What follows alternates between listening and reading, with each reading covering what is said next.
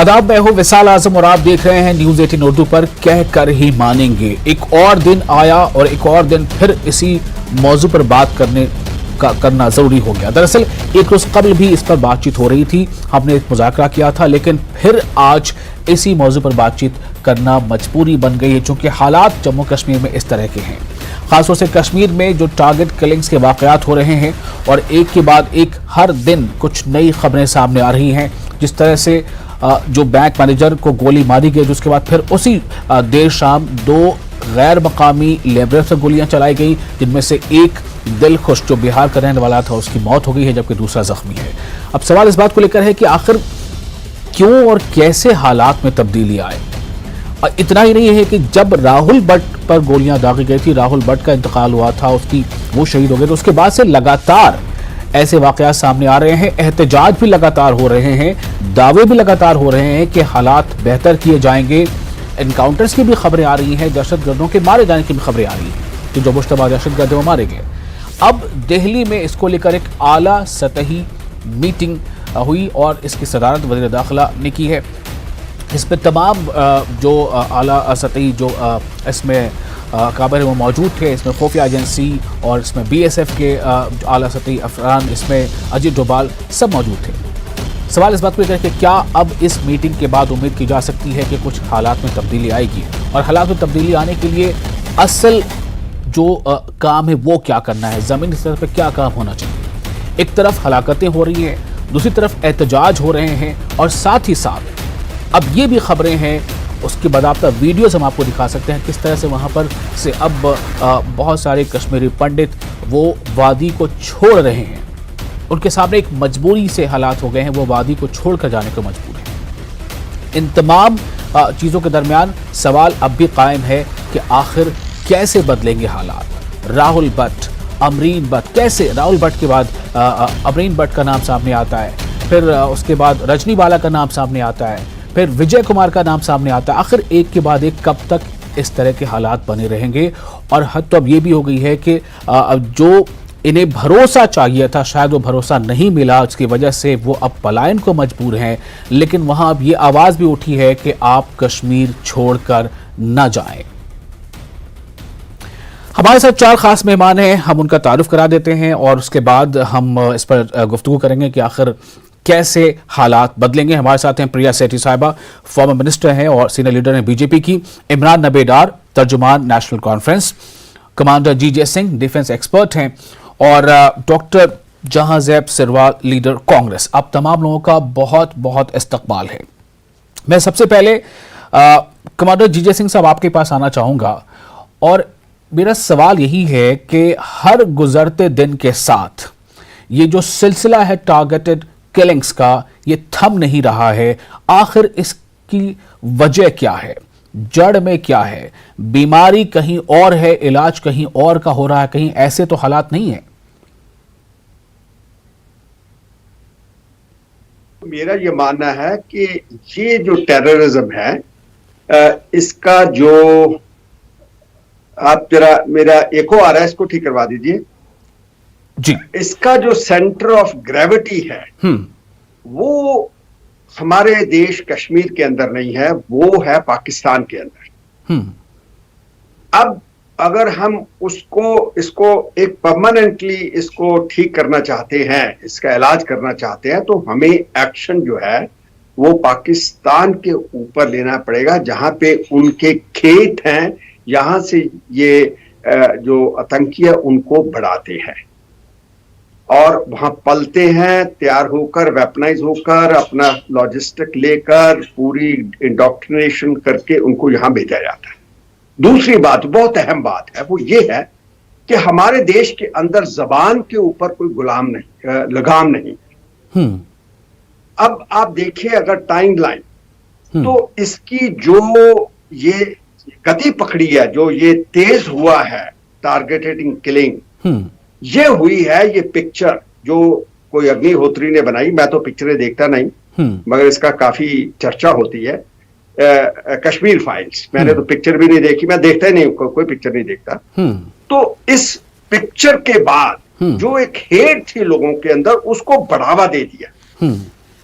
उसकी प्रमोशन ने और भी लोगों के अंदर जो पहले एक जहर थी, एक हेट थी, उसको कई टाइम मल्टीप्लाई कर दिया। अब उसका नतीजा आपके सामने है कि जो वहां के लोग पहले से ही, जो उनके पॉलिटिशियंस है, जो वहां के लोग हैं, इमोशन में थे, उनका पहले ही जो माइंड था, मन था, वो चार्ज हो रखा था इसके साथ। अभी आपने उसके ऊपर और फ्यूल डाल दिया और उसके ऊपर वो डाल दिया। तो उसके बाद मैं देख रहा हूं, क्योंकि मैं इसको कॉन्स्टेंटली, कश्मीर को दुनिया के जैसे यूक्रेन वार, इनको कॉन्स्टेंटली मॉनिटर करता हूं। इनका टाइमलाइन देखे तो ये इसके बाद ज्यादा बड़ा है। पहले तो नहीं था, पहले तो चल रहा था। और जब हमने देखा 370 को उठाया तो ठीक ठाक था, कोई ज्यादा नहीं हुआ। आपकी नजरों में कश्मीर फाइल जो फिल्म है वो कहीं ना कहीं एक वजह है, फिल्म, उसका प्रमोशन, उसके बारे में बात, बड़ी वजह है एक। जी हाँ, तो एक ये मैं इसको, मेरा जो अपनी असेसमेंट है जी। लेकिन मैं एक सवाल आपसे करूंगा, आप उसका जवाब मुझे अगले राउंड में दे दीजिएगा। आपने कहा कि जो सेंटर ऑफ ग्रेविटी है वो कहीं और है, ठीक है, मान लिया ये बात, लेकिन जब आप ये कहते हैं कि वो भेज रहा है, तो मतलब क्या हमारे दरवाजे खुले हैं क्या, कि हम उसे कबूल करते चले जा रहे हैं? ये तो आपको जवाब देना पड़ेगा ना। ये कहां से चले, कहां से आ रहे हैं? मतलब हमारे अंदर कहां कमी है कि they are getting the way to come over here? ये कैसे हो पा रहा है? मैं बताता हूं उसको, मैं बताऊं, अभी बता देता हूं आपको। नहीं, ठीक है, मैं आपके पास थोड़ी देर में आता हूं, पहले इस मसले पे बात कर लें। आप इसको सेकंड राउंड में इसका जवाब रेडी रखिएगा। इमरान नबी डार साहब, एक बार फिर वो मौका आ गया, इससे पहले आपके साथ बैठा था, फिर आज हम लोग बैठ रहे हैं, न जाने ये सिलसिला कब थमेगा। और मैं ये जानना चाहता हूं कि जो अभी हमने जीजे सिंह साहब से बताया है, ये तो मतलब पाकिस्तान सरहद के उस पार है, तो वो तो रहेगा ही, वो कहीं और चला नहीं जाएगा, ना इंडिया कहीं और चला जाएगा। लेकिन ये मसला नहीं जा सकता क्या? ये मसला भी टिका रहेगा उसी तरह से? देखिए, जैसा आपने बोला, बहुत अफसोस से कहना पड़ता है कि बार बार हम जो है इन टॉपिक पे यहाँ पर आपके प्रोग्राम में आते हैं। हम किसी और चीज़ के लिए आना चाहते थे, हम बात करना चाहते थे यहाँ डेवलपमेंट के मुतल्लिक, हम बात करना चाहते थे कि यहाँ कैसे खुशहाली आए, कैसे अमन आए, मगर अफसोस से कहना पड़ रहा है कि बार बार हम वही बैक टू स्क्वायर वन आ रहे हैं कि हर दिन जो है मतलब सिविलियन किलिंग्स का ये सिलसिला, टारगेटेड किलिंग्स का सिलसिला अनफॉर्चुनेटली नहीं रुक रहा है। कल एक दिन में 2 सिविलियन किलिंग कश्मीर में हुई, पहले एक कुलगाम में, फिर बडगाम में। ये जो सिलसिला है रुकने का नाम नहीं ले रहा है। और दूसरा, मतलब मैं अभी सुन रहा था, आपने बड़ी अच्छी बात कही कि कौन क्या कर सकते हैं, कौन क्या करेगा। अफसोस से यही कहना पड़ रहा है कि ये जो आज की हुकूमत है, जिसके पास आज बागडोर है बीजेपी के पास, वो पिछले 4 सालों से नहीं है, पिछले 8 सालों, जब पहले पीडीपी के साथ थे, 2015 से लेकर आप अभी तक 2022 तक देख लीजिए, ये हुकूमत इनके पास है। अचानक से ये बोल रहे हैं हमको समझ नहीं आ रहा, आधे बोल रहे हैं हाइब्रिड, आधे मतलब अचानक से हर कोई ऑप्शन पाकिस्तान, वो तो कंटिन्यूअसली चलता रहता है, कभी रेडिकलाइजेशन। अरे जनाब, आप इतने सालों में कर क्या रहे थे? आपके पास कोई इंटेलिजेंस नहीं थी? अगर आपको पता है ये अचानक से ये सारी इश्यूज इसी टाइम पे क्यों आप रेज करते हैं? आपके पास तो हुकूमत है, आपने तो इतने बड़े क्रैकडाउन किए, यहां पर तो इतनी आर्मी बैठी हुई है, आपके पास हर कोई इस टाइम पे सिस्टम अवेलेबल है, तो क्यों ये सब हरकतें, ये सब चीजें, अनफॉर्चुनेट किलिंग्स क्यों हो रही है? तो इसकी जवाबदेही तो गवर्नमेंट ऑफ इंडिया को देनी चाहिए, अकाउंटेबिलिटी। अनफॉर्चुनेटली, देखिए सुनिए मेरी बात, मार्च से लेकर अभी तक 2 जून तक अनफॉर्चुनेटली 18 टारगेटेड किलिंग्स हुई। उसमें कश्मीरी पंडित भी मारे गए, उसमें कश्मीरी मुसलमान भी मारे गए, उसमें पुलिसमैन भी मारे गए। तो मतलब अक्रॉस द बोर्ड किलिंग्स हो रही हैं। और आपको ये समझ नहीं आ रहा है, अचानक से आप बोल रहे हैं कि ये रेस्पॉन्सिबल है, वो रेस्पॉन्सिबल है। मतलब इंटेलिजेंस फेलियर एक्सेप्ट करिए कि ये पूरी तरीके से आप कश्मीर को हैंडल करने में पूरे फेल हो गए। जो हम बार बार हम इस पे सियासत नहीं करना चाहते, मतलब इस पे ये इंसानी मौतों पे कोई सियासत नहीं करेगा, लेकिन किसी न किसी की तो अकाउंटेबिलिटी होनी चाहिए। अगर कंट्री में कहीं पर खुदा न खास्ता ऐसी सूरत हाल पैदा हो जाती है, आपको भी पता है, आप मीडिया में हैं, आप मुझे बताइए वहां पर जवाबदेही अपोजिशन लेती है गवर्नमेंट से, बट कश्मीर एक वाहिद जगह है जहां पर कोई भी अपनी कुर्सी से नहीं हिलता है, कहीं पर कोई अकाउंटेबल नहीं है। मतलब चाहे आप ऊपर से नीचे तक, चाहे कहना चाह रहे पुलिस हैं किसी बड़े ओहदेदार ने इस्तीफा नहीं दिया, ये कहना चाह रहे हैं आप? बिल्कुल, ये हेड शुड हैव रोल्ड। ये अभी की बात नहीं है, इससे पहले जब बिंद्रू साहब को उस टाइम पे बहुत बुलंदबाग दावे किए गए कि हमने जी पूरा टेररिस्ट नेटवर्क को खत्म कर दिया। कैसे खत्म कर दिया? फिर से प्रिया सेठी साहबा आपके पास पे आ रहा हूं। क्या बोल रहे हैं? प्रिया सेठी साहबा सीनियर लीडर है बीजेपी की। प्रिया सेठी साहबा, दो बातें यहां पर हैं। एक तो जो कमांडर जीजे सिंह साहब ने कहा है कि कश्मीर फाइल्स जो है वो कहीं ना कहीं एक वजह है, जो फिल्म आई या जिस तरह से उसका प्रमोशन हुआ और जिस तरह से उसको लेकर के बातें कही गई। दूसरी वजह जो है, जो गुलाम इमरान नबी डार साहब कह रहे हैं कि मतलब इसका जिम्मेदार कहीं ना कहीं जो गवर्नेंस, सिस्टम ऑफ गवर्नेंस है वो है। आप इस मसले को कैसे देखती हैं? आखिर आप वहां इख्तिदार में हैं, मतलब आप समझ ही रही इस बात को, तो क्या इस मसले का कोई हल नहीं है? देखिए, जो किलिंग्स हुई हैं बहुत अनफॉर्चुनेट इंसिडेंट्स हैं और टारगेटेड किलिंग्स हैं, इनोसेंट लोग। एक टीचर जो 15 साल से वहाँ के बच्चों को पढ़ा रही है, वहाँ की तालीम दे रही है, उसको स्कूल के बाउंड्री वॉल से थोड़ी ही दूर पे उसको ऐसे जी क्या हुआ वो सबको पता है। मेरा सवाल कुछ और था जी। ऐसी जो जितनी भी हरकतें हैं उसके लिए जिम्मेदार कोई ना कोई तो है। कौन है? ये आप एनसी साहब, एनसी के जो अभी बोल रहे थे स्पोक्स पर्सन, उनसे पूछे फारूक अब्दुल्ला साहब का लास्ट क्या बयान था। उन्होंने कहा अभी तो एक्सेलशियर में उनका एक पूरा बयान आया। आप फारूक साहब को खटेरे में लाना बंद करें। आप अपने गिरेबान में झांक के देखिए।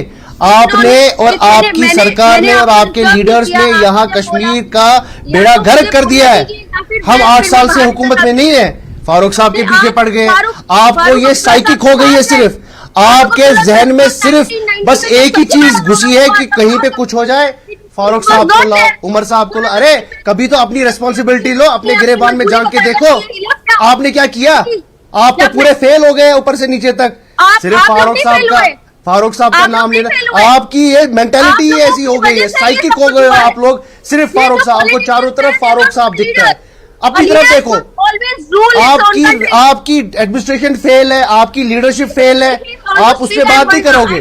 फारूक साहब अरे अपनी तरफ देखो, अपना जवाब दो, क्या किया आपकी सरकार ने यहाँ पर? इमरान एलजी साहब, इमरान एक मिनट आप क्या हमको बता रहे हैं? इन्हें बोलने दें, मैं आपको मौका दूंगा काउंटर करने का। इमरान प्लीज अपना जवाब दीजिए। इमरान प्लीज। हाँ, जवाब यही है कि आप जैसे लीडर, इमरान ऐसे नहीं, फिर मुझे ऑडियो म्यूट करना पड़ जाएगा। प्लीज, आपको मैं मौका दूंगा अपनी बात करने के लिए। इमरान आप अपनी बात रख सकते हैं, प्लीज अभी खामोश हो जाए। प्रिया सेठी साहब आप अपनी बात करें जी, बताएं कौन जिम्मेदार है? मायदा तो रखें, आपने इतने बात की है, हम सुनने का मायदा तो रखें। हाँ बोले प्रिया जी, बोलिए। ये बीज उन्हीं लोगों ने बोए हैं। फर्स्ट सबसे बड़ा रिगिंग जो हुआ यहाँ पर इलेक्शंस के दौर पे, उसके बाद ठीक है एडमिनिस्ट्रेशन का फेलियर मैं मानती हूँ, इतनी जो गई है उसकी इंटेलिजेंस कहाँ थी, लेकिन फिर भी उसके बावजूद भी हमें एकजुट होके इसको निपटाना चाहिए। इंसानियत आज बोलती है, आज ये कहती है कि हर व्यक्ति जो है वहां पे उठे और आतंकवाद के खिलाफ लड़े। एक दूसरे के ऊपर छिटाकशी करने से बेटर है कि हम अपने लोगों को बचाएं, अपने देश को बचाएं, अपनी धरती को बचाएं। 70 साल उस बच्चे से, जो बच्चा उस लेकिन फिर भी मेरा सवाल यहां पर होगा, क्या आपको नहीं लगता कि जो पावर में है, जो गवर्नेंस सिस्टम में है, जिसके पास तमाम तरह के इख्तियारात हैं, क्या उससे पहला सवाल नहीं बनता है? किससे पहला सवाल बनता है जी? 370 हटने के बाद शांति थी। जब ये लोग, जब 370 तो अभी भी हटा हुआ है ना। 370 जब ये नेता अंदर थे ना, जब अब बिल्कुल इनको माइक नहीं मिलता था, कहीं इनको आगे वो नहीं मिलता था, तब तक बहुत शांति थी। ये जैसे ही बाहर निकलते हैं, जब ये आग उगलने लगते हैं तो ये मामले शुरू हो जाते हैं। तो मतलब आप ये कहना चाह रहे हैं कि फिर सबको अंदर कर दिया जाए? ऑब्वियसली जो व्यक्ति जो है इस तरह की भाषा बोलते हैं, लीडर क्या होता है जी? लीडर होता है अपनी कंट्री को लीड करना, ठीक है। अपने लोगों की भलाई ओके, देखना। डॉक्टर जहांजेब सिरवाल साहब हमारे साथ मौजूद है, लीडर कांग्रेस। एक मिनट, डॉक्टर जहांजेब सिरवाल कांग्रेस, मैं कांग्रेस का भी इसमें मौकफ लेना चाहूंगा कि कांग्रेस इस मसले को कैसे देख रही है। मैं आता हूं आपके पास, इमरान नबी डर आपके पास आऊंगा, please wait. Doctor Jahanzeb Sirwal, आपका क्या कहना है, कांग्रेस के सामने यह मसला क्या है, इसके लिए जिम्मेदार कौन है, कैसे हालात सुधरेंगे? जी देखिए, मैं वकार भाई पहले तो कश्मीर के लोगों की तरफ से 2 लाइनें देश की जनता को सुनाना चाहता हूं कि निसार तेरी गलियों पे ए मेरे वतन की जहां, निसार तेरी गलियों पे ए मेरे वतन की जहां, चली है रस्म की कोई न सर उठा के चले। वकास भाई, इतना अनफॉर्चुनेट है, मैं अभी प्रिया सेठी जी को सुन रहा था, इतना अनफॉर्चुनेट है कि जब से ये सत्ता से बाहर आए हैं ये इतना बौखला गए हैं कि इनको यही नहीं पता है कि सवाल किससे किया जाए, जवाबदेह कौन है। मैं प्रिया सेठी जी की इज्जत करते हुए उनको ये याद दहानी कर लूं कि जहां से वो इस टाइम पे बोल रही हैं, ये केंद्र शासित जम्मू और कश्मीर है। और केंद्र शासित जम्मू और कश्मीर जब हम कहते हैं तो केंद्र में शासन भारतीय जनता पार्टी का है, जिनकी ये नेता है।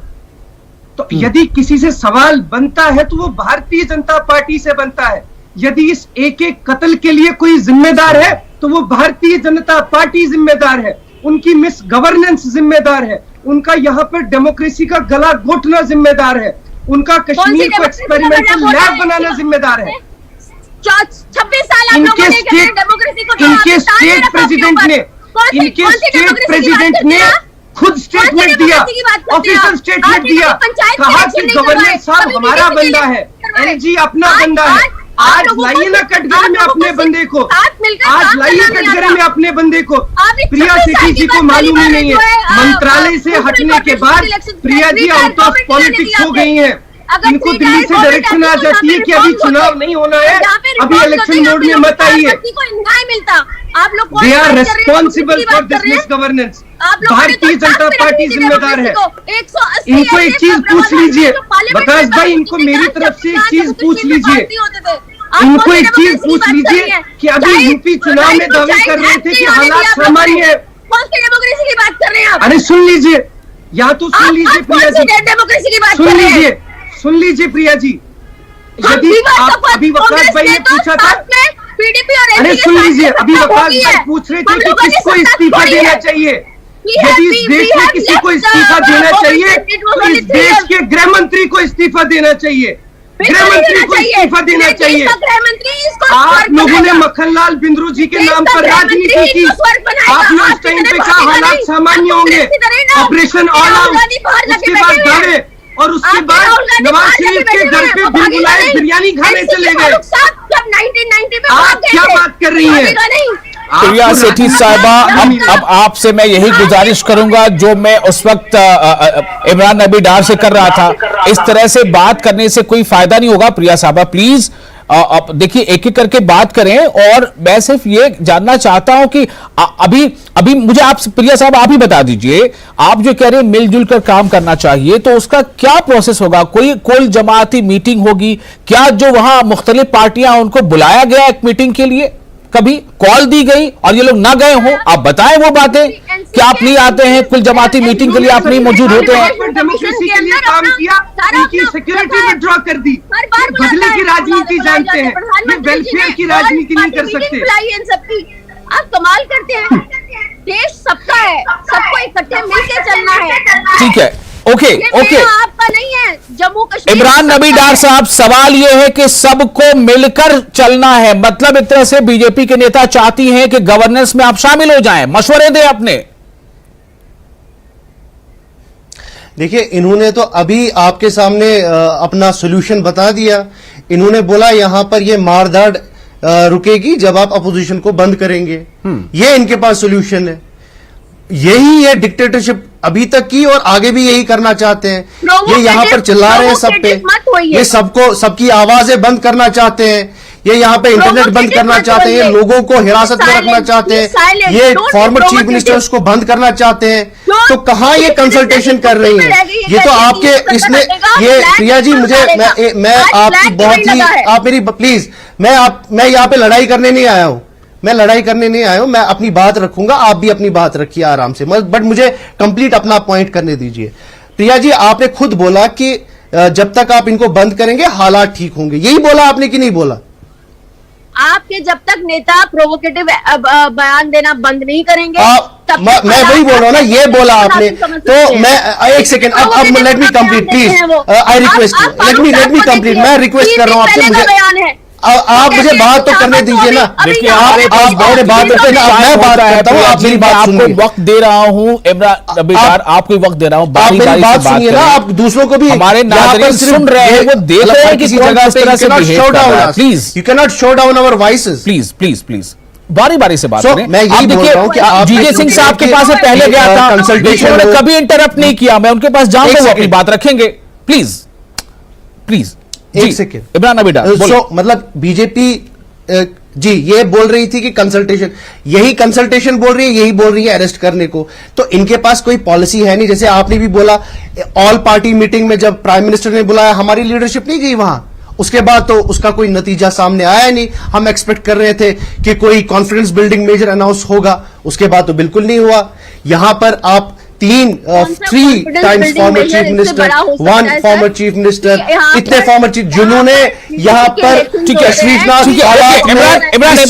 कश्मीर को। प्रिया सेठी साहबा, मैं आपसे जानना चाहता हूं, आपने जो 2 बातें कही, या तो आपने कहा कि या तो इनको अंदर करेंगे तो शांति होगी, फिर आपने कहा कि सबको मिलकर काम करना पड़ेगा, तो मुझे आप बताएं सबको मिलकर काम करने का वो स्ट्रैटेजी क्या होगी, कैसे मिलकर काम करेंगे लोग? प्रोवेटिव जो आपके ये जो लोगों को बरगलाते हैं, ऐसे बयान देने बंद करें इनके नेता। तो क्या आपको नहीं चाहिए, मतलब आप ये कहना चाहती हैं कि एक सब लोग मिलकर मीटिंग करें, आप इनसे फीडबैक लें, क्या आप ये कहना चाह रही हैं? लोग नई जिंदगी चाहते हैं। ठीक है, मैं अब वापस आता हूं कमांडर जीजे सिंह साहब के पास। कमांडर साहब, आपने बताया कि मैं उसकी वजह भी बताऊंगा, लेकिन मैं यहां पर सिर्फ ये जानना चाहता हूं, जो अभी गवर्नेंस में, मतलब केंद्र शासित राज्य है, तो बीजेपी की जो लीडर वो कह रही हैं कि हम ऐसे लीडरों को जो प्रोवोकेटिव बयान देते हैं उनको हम मतलब वो अंदर होंगे तो शांति रहेगी। एक बात तो ये है, दूसरी बात वो कह रहे हैं सबको मिलकर काम करना होगा तो शांति रहेगी।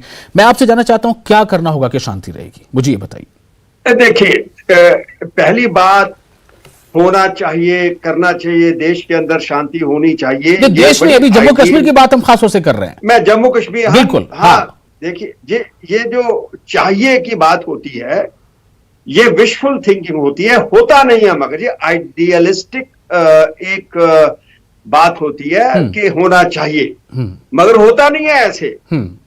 तो ये विशफुल थिंकिंग होती है, हर कोई ऐसे ही सोचता है। हम भी चाहते हैं कि जिंदगी बहुत अच्छी हो, मगर होती नहीं है, होती नहीं। ठीक है, तो पहली बात तो ये पॉसिबल नहीं है। दूसरा, इसका सोल्यूशन जो मैं आपको बताऊं कि अंदर करने से नहीं है, बातचीत करने से है। कि सबसे पहले बहुत सी चीजें जो होती हैं वो बातचीत के थ्रू सॉल्व हो जाती हैं। ठीक है, क्योंकि जबान के अंदर बड़ी ताकत होती है। क्योंकि जैसे मैंने आपको पहले कहा कि आप देखिए, मुझे मालूम नहीं आप दिल्ली में हैं या हैदराबाद में हैं, मैं बेंगलोर से बोल रहा हूं, मैं कोई ऐसा शब्द बोलूं जो आपको लग जाए, चुप जाए, उसका जख्म ज्यादा होता है कि अगर हम साथ बैठे हों तो मैं आप एक चाकू चला दूं, आप फिजिकली हर्ट हो जाएंगे, मगर दिल में नहीं आएगा आपके। यहां से दिल तोड़ देते हैं, हर्ट कर देते हैं दूसरे के फीलिंग को, जहन को, वो उबलता रहता है अंदर। तो मुझे लगता है कि आपके इस कमेंट में कहीं ना कहीं इस मसले का एक हल, और भी कई मतलब वजह हो सकती है, एक हल इसमें तो छुपा जरूर है, लेकिन अब वक्त नहीं है कि मजीद आपसे बात कर सकूं। बहुत शुक्रिया आप तमाम मेहमानों का इस खास मौजू पर अपना वक्त देने के लिए। उम्मीद बस यही है, ख्वाहिश यही है कि अमन हो, शांति हो और सबके चेहरे पर मुस्कुराहट हो। काश ऐसा जल्द हो जाए। बहुत शुक्रिया, आदाब।